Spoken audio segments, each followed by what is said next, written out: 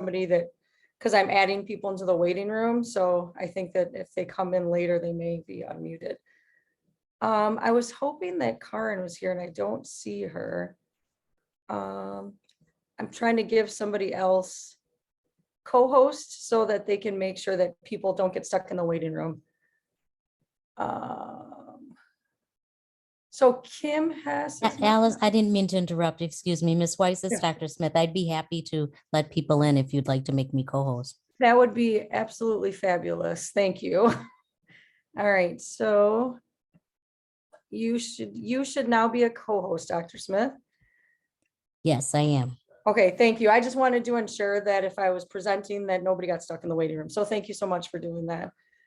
So let me share my screen. And so I put together a bit of a presentation to go through. I'm sure that there are things in this presentation. Like I'm sure that there will be questions, but I'll try to fly through this pretty quickly because hopefully a lot of the questions that anybody would have, I've hopefully covered some of those. So, all right. So let's do this. All right, everybody can see the screen?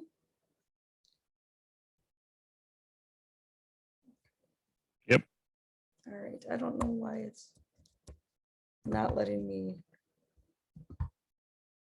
move.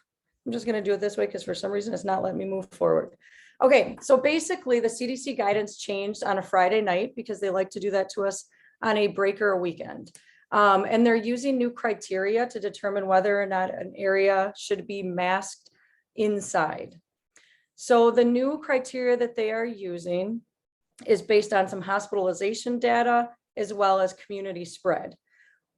When all three data points are taken into account, communities are then labeled as low, medium, or high, looking at hospital beds being used, hospital admissions, and total number of cases in the area. There's a nice tool on the CDC website where you can actually go in and it talks about, goes over all of this, and there's, you can actually put in and search for your community in order to determine what your community data is. We also worked with the health department who's going to assist us with some of that. So here's the criteria. If your community is labeled at low, those are their recommendations, are to stay up to date and get tested if you have symptoms. If you're medium, if you are at risk of severe illness, that you want to talk about whether or not you should wear a mask, stay up to date, and again, get tested if you have symptoms. And if you are in high, then they are recommending that you wear a mask indoors, and then all of the other pieces that were in the low and medium category. So for low and medium, there's not a recommendation for indoor masking. We talked to our local health department because right now we are using Milwaukee County data because they're doing county data. So we're included in Milwaukee County. We were wondering if we could get more specific North Shore or Glendale data. They can do that for us for community spread, which they will share with us, but they can't do it for hospitalizations because we don't have that. We don't have hospitals. So when we go to hospitals, they're either Milwaukee County or Ozaukee County hospitals. So that's the hospitalization data that we would get. So the health department has agreed that every Friday they send us out reports anyways. They're going to now pivot and change the information they're sharing with us. So every Friday, all superintendents will get Milwaukee and Ozaukee County hospitalization data, as well as community spread data for the North Shore. So we will have community specific data for community spread. Some of the mitigation measures that we would continue, should we shift to mask optional, we would continue our no-veer testing on site. So that's still available daily for staff, families, and students, as well as the weekly screening that many students are signed up for. We would still do contact tracing, social distance when possible, increased disinfecting, hand washing, hand sanitizing, and obviously encouraging families to keep students home when they're sick. So all of those strategies would still be in place. When we're looking at North Shore Health, this is the last week. So the information that they're going to be sharing with us around hospitalizations, they're going to compile it like this every Friday and send it to us so that we have Milwaukee and Ozaukee County information. So if we look at that first category, it's bed utilization, and it's a 7-day average. And the CDC would label that low because it's less than 10%. The next category is hospital admissions in the last 7 days. That 10.5 would be labeled as medium because it's between 10 and 20. And then the last piece is the community level cases. Now they gave us this information from Milwaukee and Ozaki, which happened to be under the 200. So that makes that medium, but then they would also give us our North Shore data. So they did share that with us this week, just as a point of reference. So for the North Shore, we had 95 cases per 100,000 in the last 7 days. And that was February 20th to the 26th. The threshold for CDC that the CDC is using is 200. So we were well below that. Below 200 is possible to be in the low category. But then if you factor in the hospitalization data, right now we're in medium. So that can have an impact on it. So while our community spread is low, the hospitalization data put Milwaukee County into the medium category. So the next piece, and this is something that I wanted to present, but obviously this is a 2-part recommendation. So if we decide that we want to have more discussion around peeling back additional mitigation measures, then we could always bring that to the March board meeting, but I wanted to at least present it. So we obviously do not want to remove more than one mitigation measure at a time, because should we have an increase in cases, we want to be able to connect it to that specific change. If we do more than one thing at once, then we're not going to know. So right now we're talking about masks, but then we've also started conversations around quarantine, around lunch, because after the holiday, Parkway moved kids back into classrooms because we had the spike from Omicron. And then starting to talk about visitors and volunteers, starting to talk about assemblies and some of those non-cohorted activities. So I just drafted a potential timeline. Like I said, we can obviously stop right at, the first recommendation. We want to have more discussion. But the way we could kind of peel it back slowly would be for the mask recommendation. We would move to mask recommended but optional for 4K through 8, or EC actually through 8. And that's just based on the new guidance. Recommended but optional on school buses and at after school activities. We would continue to track cases. We continue to isolate positive cases. We'd continue to quarantine close contacts, and we would continue to provide data to families daily on cases so that they would know what grade levels and things like we've been doing so far. There's a couple caveats that local districts have put in place that are moving to mask optional, and that's if there's a positive case in a classroom, that classroom would move to mask required for 5 days, and that we would require masks for symptomatic students. We would monitor cases on Fridays, and if a building is 3% or higher, staff and students combined, of students, then we would move to mask optional for 2 weeks, or mandatory for 2 weeks. I apologize. So those would be a couple of the caveats if we move, that I would be recommending if we move to mask optional, would just to continue to be very diligent and move back to masks if there's a positive case in that student in that classroom, just for those students in that classroom, or if students are symptomatic, if kids are coming to school and they have symptoms, we would ask families to send them in a mask. And then some of the potential next steps could be to move to quarantine optional. We've started to have conversations about that, but we would want to wait at least a week before we do that, just because of not wanting to do more than one mitigation strategy at a time. The rest of this is the same. Parkway, we've already had discussions about moving lunch back to the lunchroom because of the extreme low number of cases. We picked April 4th for that for a couple reasons. One, it's after that window after spring break. So it gives kids about a week to come back from spring break. And then the other piece is it's just actually helpful to the lunch company, because when they transition to classrooms, they changed the lunch offerings. So if we're transitioning back, they can add more offerings and change their lunch menu. So starting in April is helpful for Aramark. And then to start talking about that 2 weeks after spring break, start talking about volunteers, visitors, assemblies, and activities. So that was just kind of a rough potential outline for that. Some questions for discussion, obviously, would be the 3 and 4-year-old piece. I know that that's been a discussion in many districts. Most have just moved to all students being mask optional just because the CDC doesn't differentiate that. They don't make different recommendations for different ages. And Mapledale Indian Hill just passed theirs, and they're starting Friday, and they're including 3 and 4-year-olds. When to move to masking is obviously for discussion. Building staff and students positivity rate. The 3% came from a Harvard study that was looked at earlier this year. Also from, if we look at MPS, that was their threshold for moving to virtual.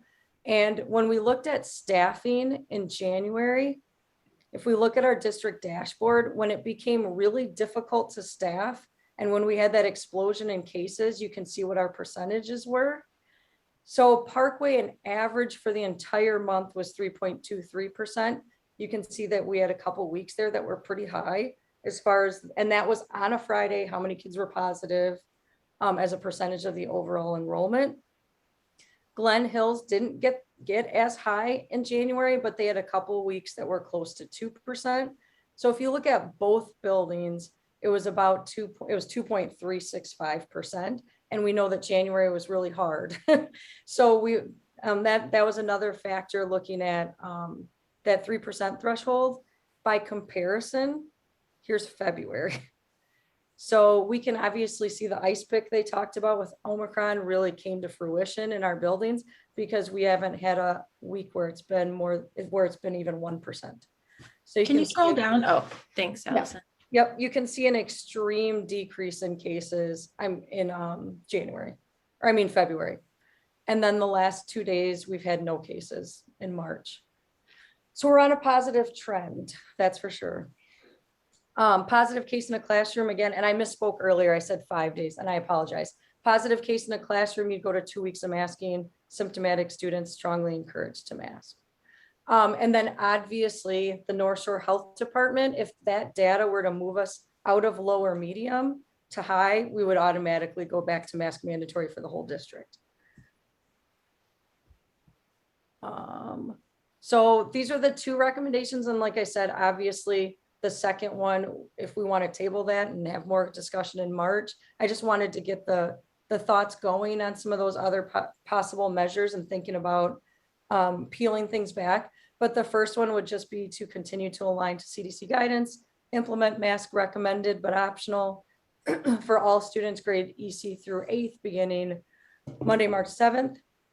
There's some really good language that I've been working with area superintendents around ensuring that any students that choose to mask are not treated differently, are not bullied, are not feeling stigmatized in any way. So as a staff, we'll be really intentional around that, because I think that's really important. If any students want to continue to mask, that they feel good about that in school.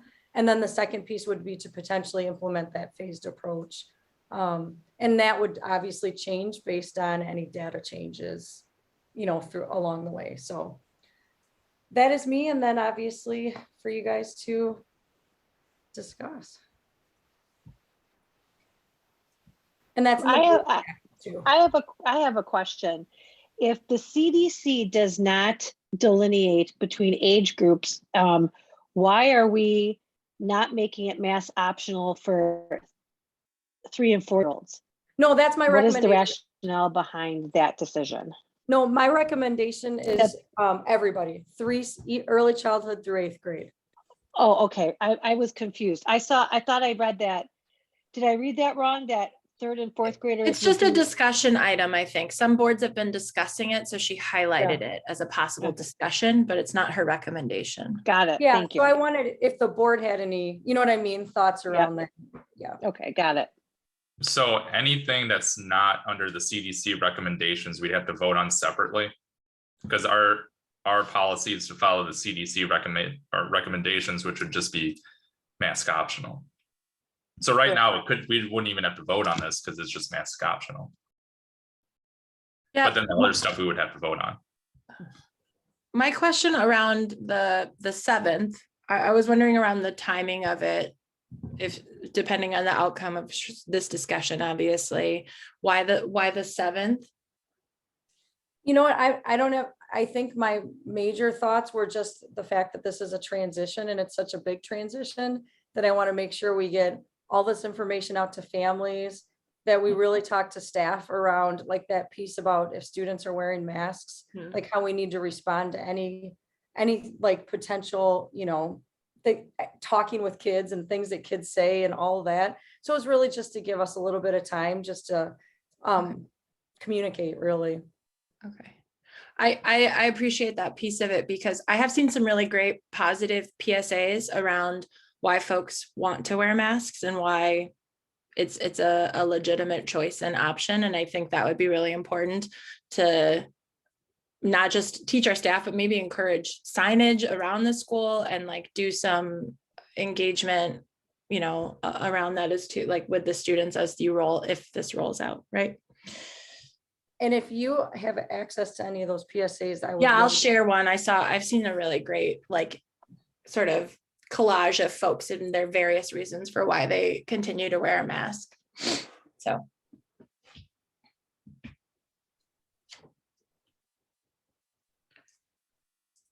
Andy, are you talking? Looks like it. Okay. I think I just admitted you again too. Can you hear me now? Yes. Okay, I'm gonna go like this, and then I think that the concern that I have is, I'm certainly we need to communicate this, to have a little bit of time to communicate what we're doing. I guess what I'm wondering is that when you make masks optional, there's also the issue of what makes masking effective for those who want to continue to remain, masked, at least for the time being. Do we have any access to N95 masks or KN95 masks, particularly, for people who might have trouble getting those? Because I think that KN95 masks are really going to be the only line of defense. I mean, really, when we talk about going from mask mandatory to mask optional, the protection is lost from other people. And so I'm curious if we have any, KN95 masks to pass on. Yes, we do. Okay. So and would we have those, available for anyone who needs it? I mean, how would we do that? I know that we've had it available for staff. I'd have to check in students, like if there were students that had, we did like recommend not wearing cloth masks anymore for students. Like that was a big push a while ago, was to stop using the cloth masks. But we have KN95s for staff. Okay, and then I guess the other question that I had is in terms of timing. So you're recommending that we do this effective March 7th, you said? Did I catch that Yeah. right? So that'd be Monday. Yeah. Just to kind of telescope a couple of things. March 10th, well, not spilled, I guess, the news on it, but you've been sending out a survey about additional booster vaccination stuff. Does it look like that clinic's going to be March 10th? Yeah. Okay. So, and that's one option. I guess the only thing I'd ask is, can you speak to why we shouldn't delay it past that or to spring break? I guess it would just be because, we're just transitioning into the next phase and they're using different data to determine, and whether or not we should be wearing masks indoors. Everywhere you go now, people aren't wearing masks indoors because we've reached that level with hospitalizations and with community spread. And then if we even step outside of that data, our internal data is so incredibly low right now. It's probably even better internally than it is with what they're measuring in the community, which is still, I guess I just can't see a reason to not follow the CDC guidance at this point. Yeah.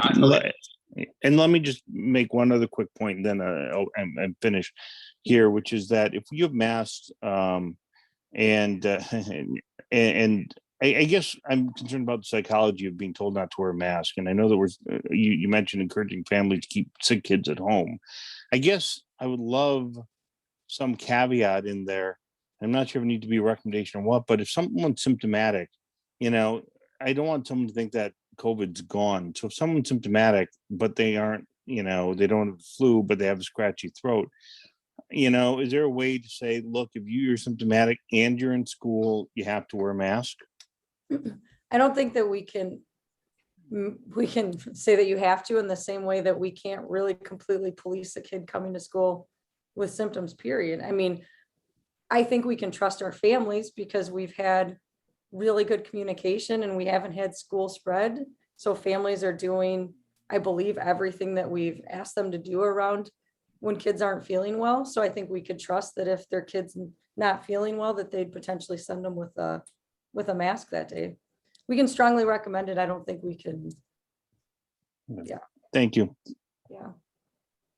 So if we go with this March 7th thing though, then we're gonna have to vote, because the current policy right now is to follow the CDC guidelines, right? So currently we are a mask optional school. Correct. But I Correct. think the fact that the guidance came out on a Friday, I mean, Yeah. we weren't going to just suddenly implement it on Monday. Right. Like that would have just been, so I think there's potentially a little wiggle room for us to Right. just, So yeah, but we would have to vote to be mask mandatory up until March 7th. correct. What, no, I don't know. If we said that here's our date, I think that we would. We're be just okay. discussing process if nobody objects to our continued following of CDC guidance. Yeah, I don't Maybe know. it's more flexible than that, Ben. So here's the thing, and this is, the guidelines came out on Friday. Mhm. We're having a meeting as soon as we can, which is Tuesday. Regardless of anything, we need to implement and get information out. So we're not necessarily saying that we're not following CDC guidelines. We're just making sure that it all goes in on Monday. And everybody has a option and aware of what's going on. You won't hear parents talking about, well, I didn't know. And kids like, why don't mom, I went home and kids didn't have their mask on. And then a whole bunch of people flooding the school calling about, why didn't these kids have masks on? Why did some of them did or didn't? So this just gives a direct option. We have always had the CDC guidelines, but we also have done stuff which is for our community. And it just makes smart sense to have it start at a certain day.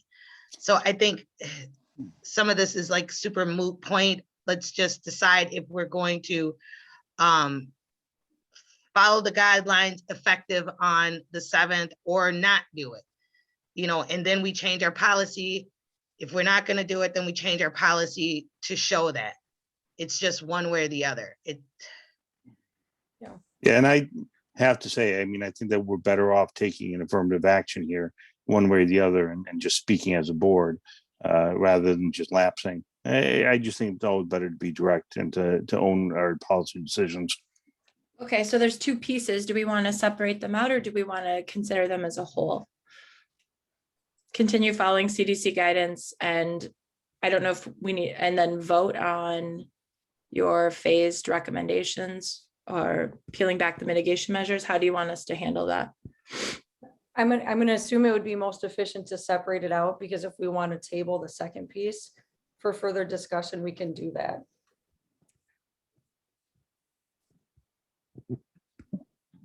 Yeah, it makes sense to I think act in parts. I mean, I don't know what everyone's going to think about in terms of the phased-in approach, but we have a board meeting coming up, in 2 weeks, and certainly, that second part we could, start to address then.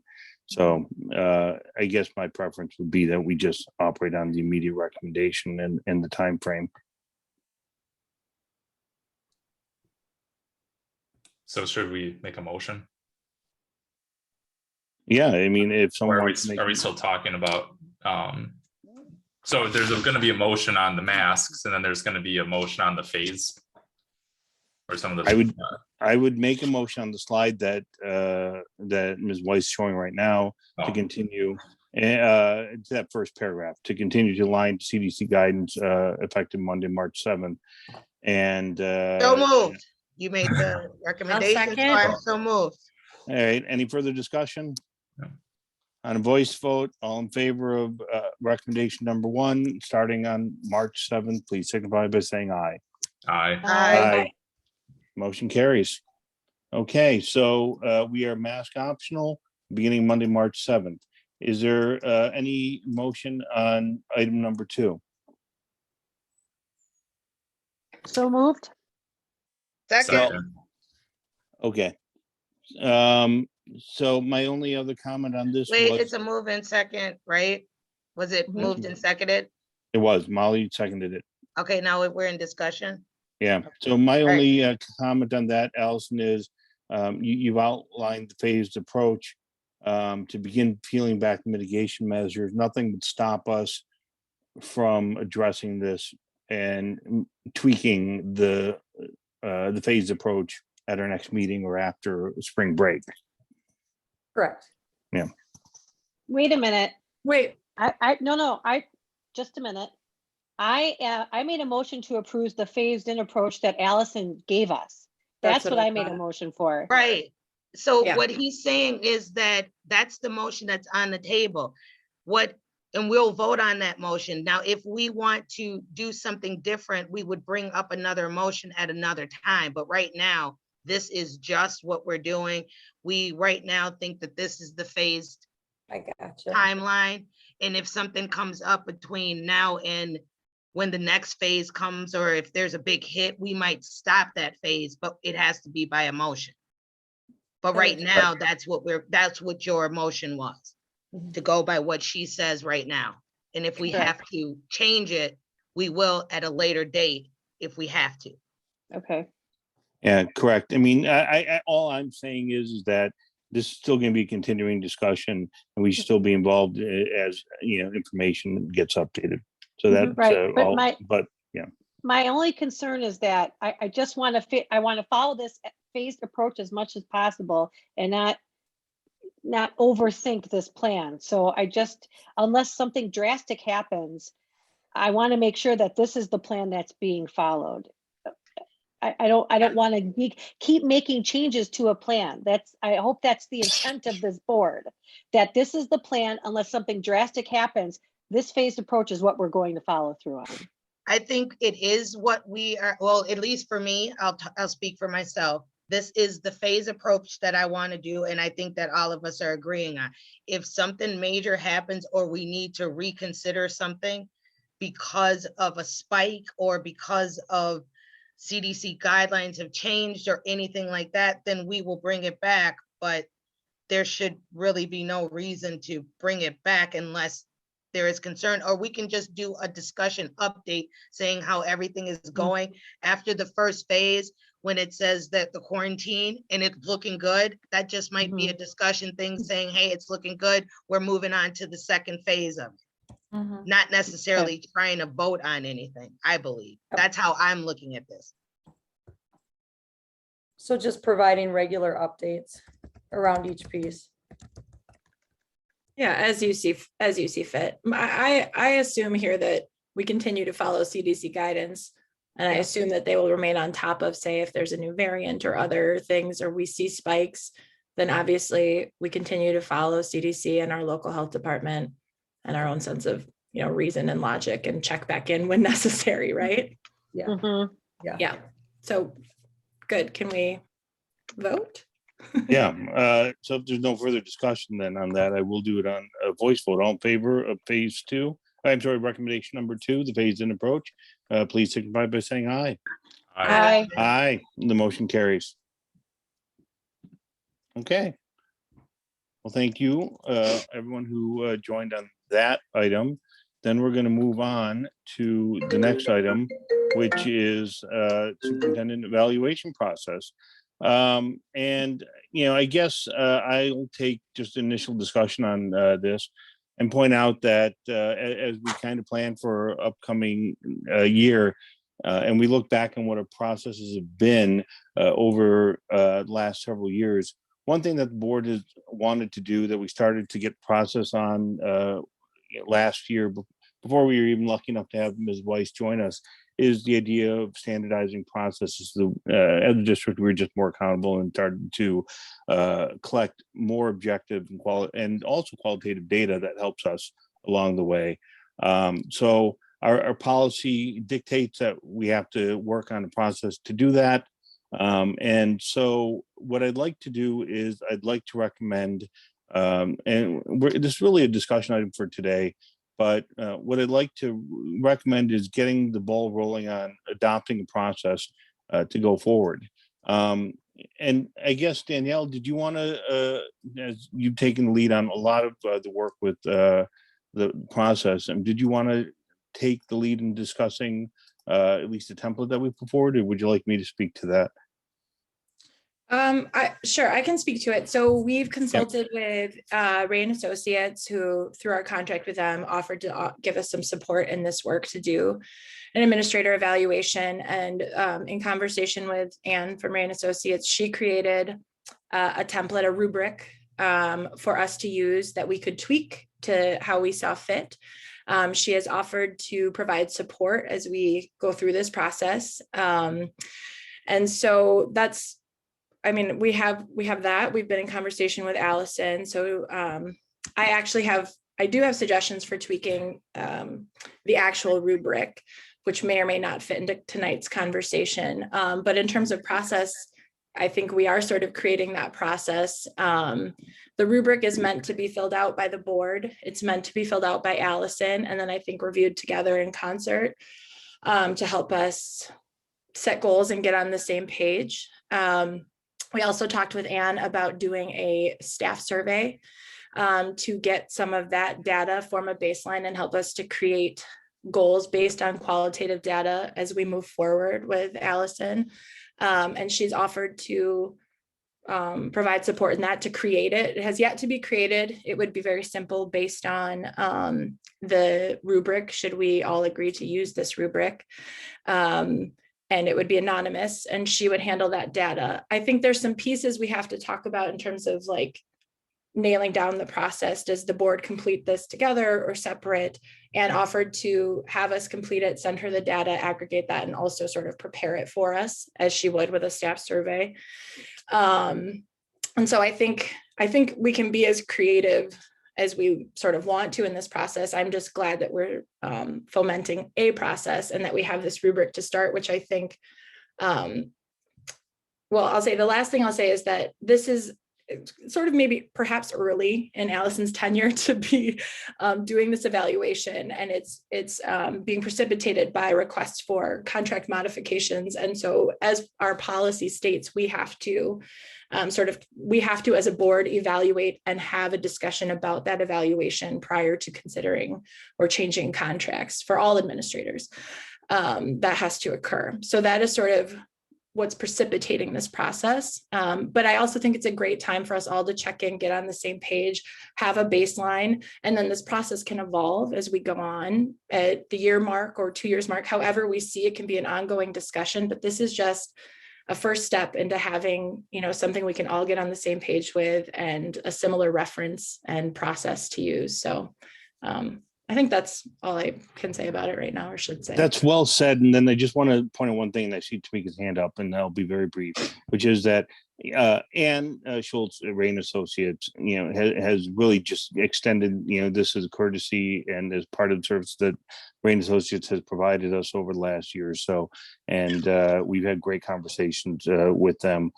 So we're very fortunate to have that resource and to kind of help with the planning.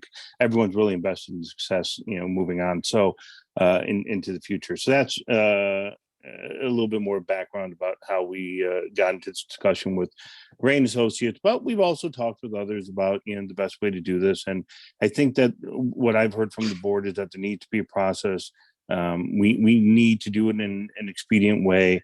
And we really do need to start documenting and baselining things just for the good of the community, as well as from his wife. So that's our starting point in all this, not, necessarily, although the board could always decide what to do with the information. Really, we're talking about just the process of starting to collect that information right here. So that's all I wanted to add. Tamika, Ms. Vukovic, you had your hand up.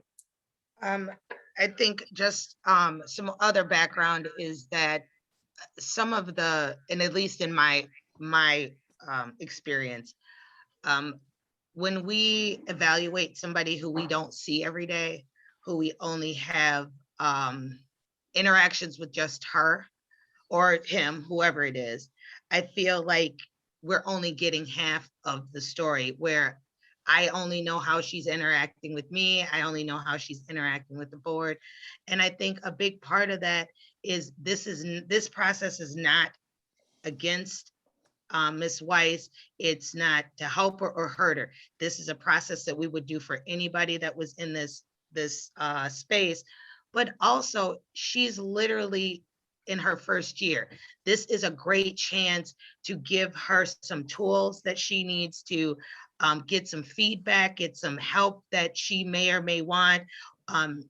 So she knows where she's going, and then she can have the support that the board could give her to get some of those things accomplished, but also understand that maybe she's not communicating right, or that she needs something else, for her staff, or to her staff to tell her that she is doing something right, or that she's doing this amazing. So this is, I think this process is open.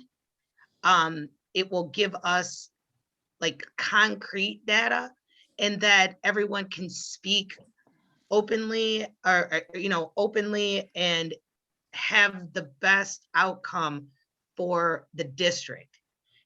This is not about one individual person. It's not about Ms. Weiss, because we would do this for anybody. But if we can get a cohesive group of people saying what they love, what they don't love, what they think we should change, or what we need to change, that's what helps the district grow and feel like everybody is a part of it. So I am definitely in favor of this. We can tweak, questions or working, but I also want to work with Anne. So this is a standard thing. We're not getting too personal, but we're not also getting, making this super standard of what information we're trying to get. Well, so one other thing is that, so Anne created this, we can tweak it. And a lot of my suggestions are around making sure this is not sort of personal. This is where we're looking at processes, practices, and qualitative, quantitative data to set goals. And Allison, we've talked about how once we have strategic planning and more of that in line too, this may morph and change, because we'll be able to set different goals based on that information that we have down the line. So this may change or evolve, but I do agree that it's necessary now. And that and Anne is very experienced and has does this often, has surveyed the land of different types of evaluations and whatnot. So I feel like we are in good hands utilizing her as a resource too. So for our next meeting, should we come with edits or suggestions or something like that? So Together. Yeah, let's talk about that. yeah, and I agree. So I guess, from my standpoint, what we did previously as a process was not much more than collect data, put it into a document, and present it. Now, I'm talking about the process only, and we have to make sure that we're also, frankly, very clear that we have borders around any personnel information. But it's not like the final product is going to be a public document. But the process and what we inquire, that's really an important aspect of this, and publicizing how we're going to be doing that evaluation is something that we should have been doing all along. So I'm glad that we're going to do that. My thought on that is we have a meeting where we finalize the process. We let people collect the information. The information gets compiled. The board has an executive session to discuss the information, how to prepare the report, and then we also decide how we're going to present it. I think that in terms of looking to that, then to plan for the next meeting, I think that things are to go through these various aspects of an evaluation, go through the wording of it, and also consider who it is that we would like to, partake in the survey. I will tell you that for baselining, I strongly advocate, and listen, the public is very important. And by the way, and the staff are very important sources of information. I know that, of course, we're already talking about engagement surveys, and so I know that we're going to be getting some additional information along the way. I think that while I agree with Ms. Vukvik that you don't always get all the information, I think that our board is pretty active and can work with Ms. Weiss, if we're compiling information from both, her and from the board, I think for at least this moment in time, that's going to be enough for us. We don't have to go through the process at this time of adding additional surveys of various constituent I groups. disagree. I also disagree, Andy. And I think just because in terms of even completing the rubric, I myself could not complete the portion that has to do with staff and personnel because I'm not familiar with those relationships, the policies or practices. And Allison can share what she's done in those areas. But to me, that perspective from staff would be very, would help us. So when we talked with Anne about this, her point was she can create something very simple and it can end up giving us sort of like a qualitative score in the areas that are relevant. And then that's our baseline. And then as a board, as we go forward, we can continue this process and we can work with Allison to say, okay, we're here, this is acceptable, or we'd like to see you here in these areas. And that's what that information, that data can help us with. So I don't have that information personally, and she can do it anonymously, and she can do it where she can suss out positions sort of in relation to Allison without giving, that data, without giving up confidentiality or anonymity, but to also help the board process that data as well. One of the things, one last thing, one of the things that I hated about the previous, which I don't think, if I'm not mistaken, I don't ever remember evaluating. I've sat in there because I didn't understand or know what he did. All I could do for the previous superintendent was say how my interactions were. And I'm a bully. So obviously I got everything that I needed, and that's not necessarily a good thing. You know what I mean?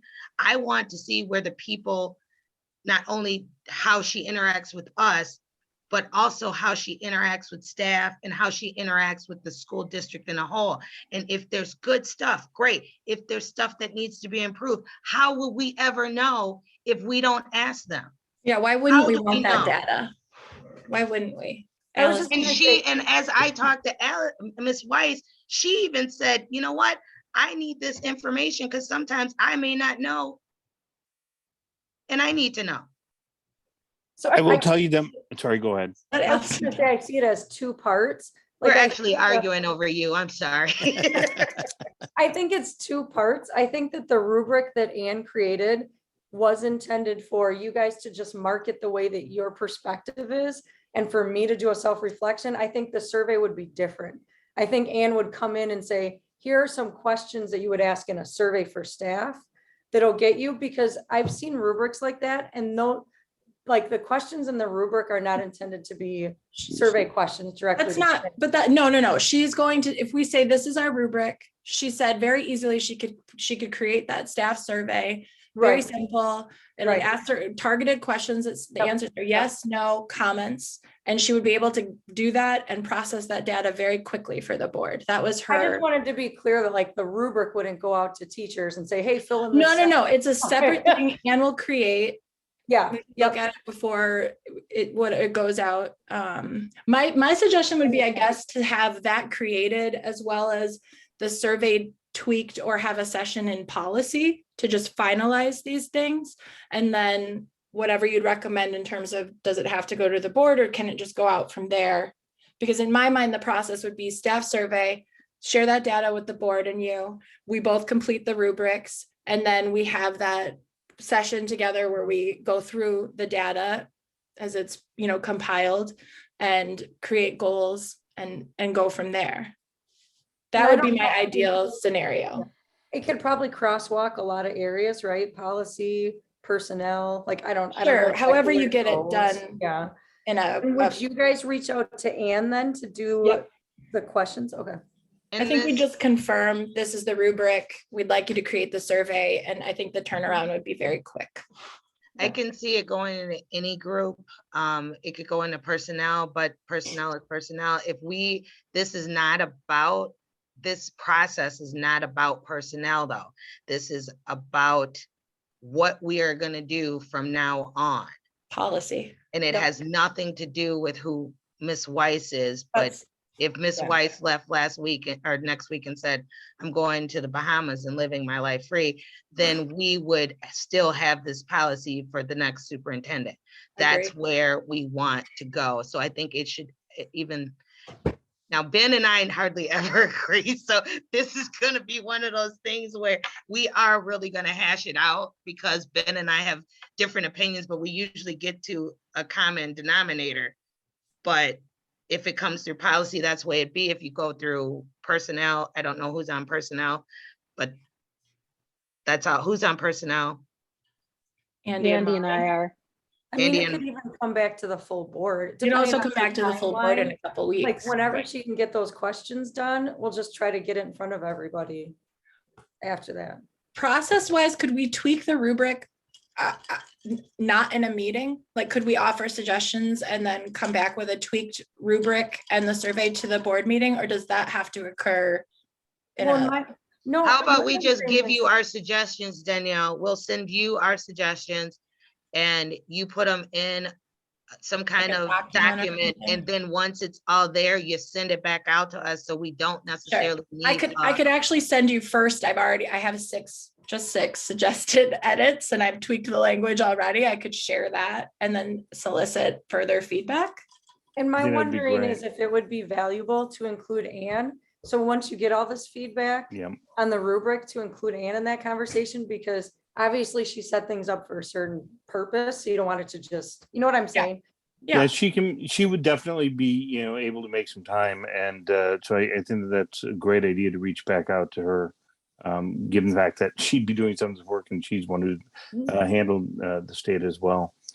I also want to say thanks again to Ms. Bailey. Frankly, you've been doing some amazing work on this with the information and with modifying the evaluation form and kicking this thing forward down the path. So it's some excellent work and some time that you've invested into this. And so I just want to say I appreciate it. No problem. Thanks. Then I guess, if no one has anything else, then I think the next step here is to review the forms, give Ms. Bailey back that information. Then offline, I will set up a follow-up with Ms. Schultz over at Ray & Associates.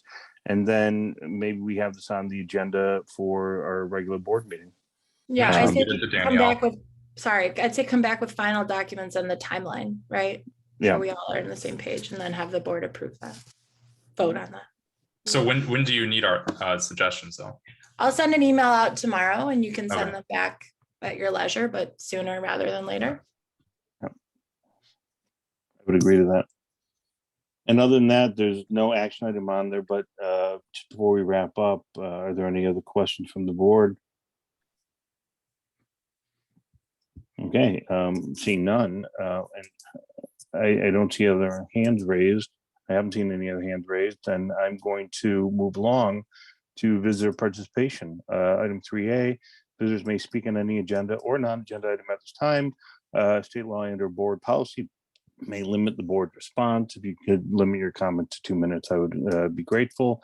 If you raise your hand, please state your name and your address. I will give everyone a moment.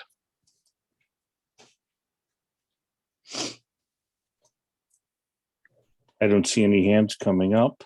So going once, going twice. I'm going to close visitor participation and I have it one can other leave us- thing to say. What? I have one other thing to say now that that's Yeah. closed. Just remember that there is a forum for the school board. There are 3 people on the board that are running. You need to hear from all of us. So I would suggest you come out on Monday to hear the forum. I just want to make sure that since there's 66 people on here and the information may have not gotten out as much. So as much as you want to see who is going to be on the school board, you really need to know. March 7th, 6:15 PM, Glen Hills Library. Is it also being Zoomed? Yes, so what Karen's offered to set up and Zoom it as a webinar. So we'll send out all the information in a link. Well, and I appreciate the foundation help and also the participation of the candidates. It's a PTO, I think. PTO. Both. No, I'm so sorry. The PTO, then I really appreciate the PTO and I appreciate being corrected. But thank you very much. And I guess that's it then. So let's go to motion to adjourn. I'll just entertain a motion from someone to adjourn. So moved. Sorry, I'm shocked. We're done. so I know. quickly and efficient. Sorry. I could talk for 25 more minutes, but I don't So move second. think. All in favor? Aye. Aye. Bye. Motion carries. Aye. Thank you, everyone, for joining us. Have a good night. Have a good night. Thanks. Yep. Thanks. Bye-bye. I've been win.